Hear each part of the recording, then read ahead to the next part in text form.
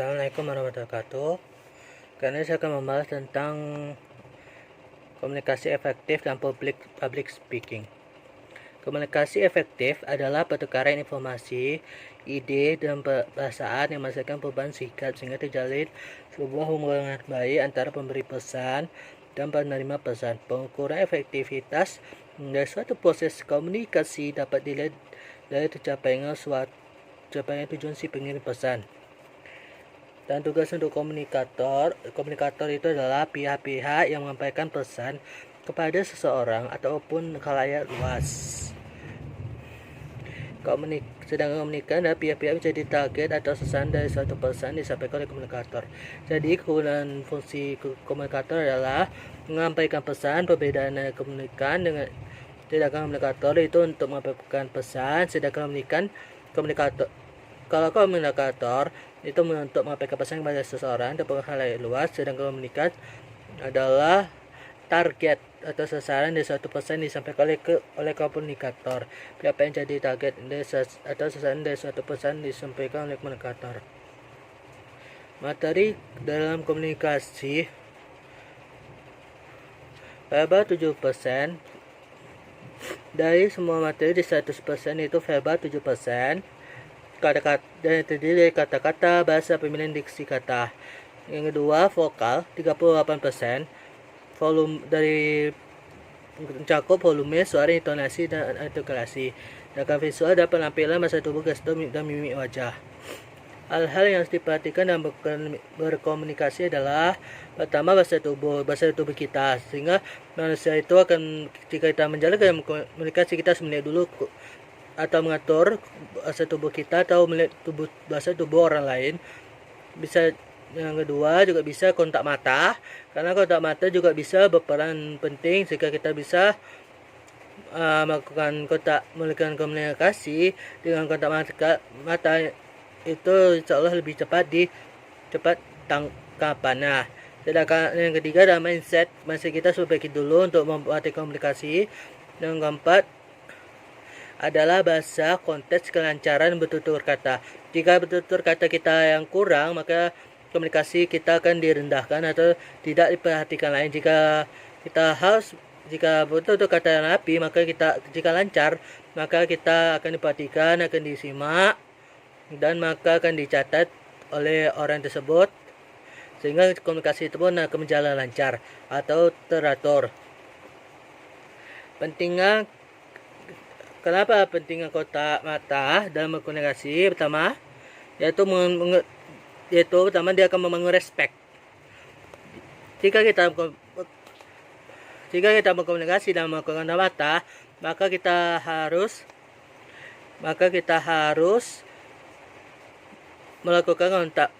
Jika kita dalam komunikasi, kita harus melakukan kontak mata dan mesti sebagai bisa membangun respect. Artinya respect ini, jika kita berkomunikasi di dalam kontak mata, ini terdapat sebuah kata-kata. Jika kita melakukan kontak mata dan berkomunikasi, kita akan membangun respect, sehingga respect kita dalam berkomunikasi itu akan terbangun, akan berjalan lancar sedemikian rupa sehingga kita bisa berjalan lancar dalam bertutur kata.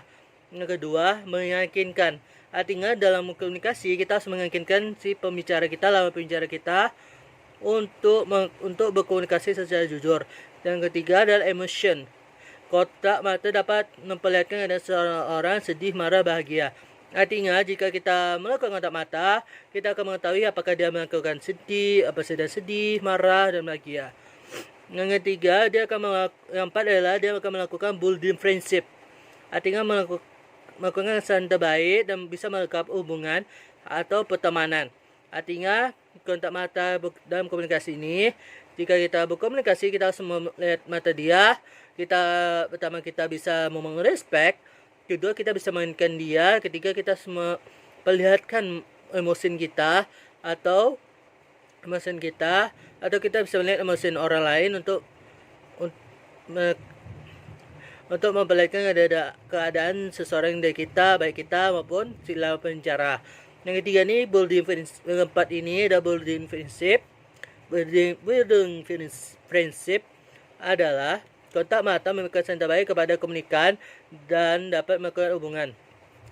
Artinya target si komunikator ini atau seseorang untuk mengajak bicaranya akan jika dia melakukan kontak mata, dia akan membangun sebuah persahabatan yang sangat erat sebagai kawan yang cukup dekat, baik dan sebagai orang tua. Yang kelima adalah good listener. Kontak mata memberikan hati bahwa kita fokus pada kata-kata, membatalkan jika seseorang yang kita ajak bicara malah main HP atau berkegiatan lain. Artinya dalam berbicara kita harus memperhatikan harus fokus pada pembicara, tidak boleh melihat orang melihat kemana-mana atau melihat ke arah lain. Dan jika kita main HP atau kita akan membuat si lawan pembicara itu kesal sehingga tidak mau lagi berbicara dengan kita harus menjadi pendengar baik dan mengerti pembicaraan tersebut dan akan mengambungkan pembicaraan tersebut sehingga kita harus membuat pembicara ini atau jika kita membuat pembicara ini pembicara baik atau pendengar baik, apalagi kita dalam bicara kita harus menjadi pendengar baik, maka kita terciptakan hubungan komunikasi di dalam kontak mata. Mindset komunikasi. Saat ini kita bicara dan komunikasi, seringkali kita merasa gugup sehingga kita tidak maksimalkan memberikan kita pesan. Maka dapat disisati dengan memberikan kepada positif, prinsip dan latihan. Artinya mindset komunikasi ini jika kita latihan terus, kita akan berani untuk berbicara kepada halayak yang ramai. Jika kita gugup, maka kita tidak bisa maksimalkan memberikan kita pesan. Sedangkan bahasa tubuh yaitu menghadap lawan bicara, jangan pegang hidung, jangan memasukkan tangan ke saku, badan tegap, jangan banget bergerak, jangan melakukan satu berulang. Artinya kita dalam berkomunikasi juga harus memperhatikan bahasa tubuh kita dan tubuh kita harus menghadap lawan bicara, jangan pegang hidung, jangan memasukkan tangan ke saku, badan tegap, jangan bergerak, dan jangan melakukan satu yang berulang. Artinya kita tidak boleh mengulang kata tersebut. Public speaking. Public speaking merupakan seni bicara depan banyak orang dan dapat dua unsur dalamnya, yakni kemampuan komunikasi atau berbicara dan keberanian dalam menyampaikan di hadapan banyak orang. Teknik dasar dalam public speaking yaitu pertama percaya diri. Artinya kita harus melatih kita harus berlatih untuk bisa memunculkan percaya diri, dan jika kita mau jam terbang maka kita percaya diri begitu kuat. Yang kedua teknik vokal, intonasi atau kreasi depan tekanan. Yang ketiga stabilisasi, empat komunikatif, dan kelima pandang mata. Terus konteks komunikasi di mana kita bicara dengan siapa kita bicara dan bahasa apa yang baiknya kita gunakan. Manusia itu fitrahnya tidak ingin diperintah, sedangkan manusia kita sebagai manusia itu dalam bicara ini, dalam public speaking ini, fitrahnya itu tidak ingin diperintah orang siapapun. Kita harus percaya diri. Dan manusia tidak suka dikritik. Gunakan pujian tulus, gunakan 3 kata ajaib: terima kasih, tolong, maaf. Kualitas hidup Anda dan kualitas komunikasi. Menurut Tony Robbins, kualitas hidup Anda dan kualitas komunikasi Anda.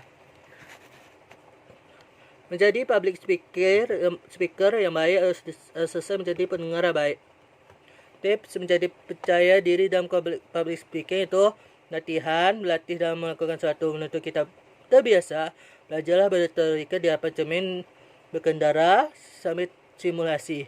Kedua, ancungkan tangan. Public speaking bukanlah persoalan kita mampu menarasikan sesuatu, tapi juga keberanian dalam menyampaikan.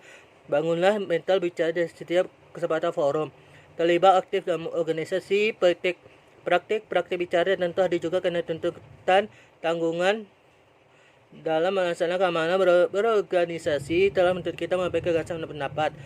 Terus evaluasi pasca melatih dan mengaktualisasi diri kita, merefleksi untuk kita perbaiki di kesempatan berikutnya. Terus belajar dari ahli dan expert. Cari hal lain menurutmu ahli dan memberikan pesan, belajarlah dari dia. Bagaimana yang membangun kemampuan. Terus selanjutnya ada memahami pentingnya kesadaran tidak akan hadir tanpa pemahaman, maka perlu sekali kita memahami mengapa kita harus mampu menjadi public speaker yang hebat. Jangan sepelekan kata-kata karena kalau ini ada sebuah nasihat atau kalimat. Jangan sepelekan kata-kata karena visi yang besar bakat dari kata-kata yang mengakibatkan manusia itu menurut Anies Baswedan. Sekian pembahasan saya. Assalamualaikum warahmatullahi wabarakatuh.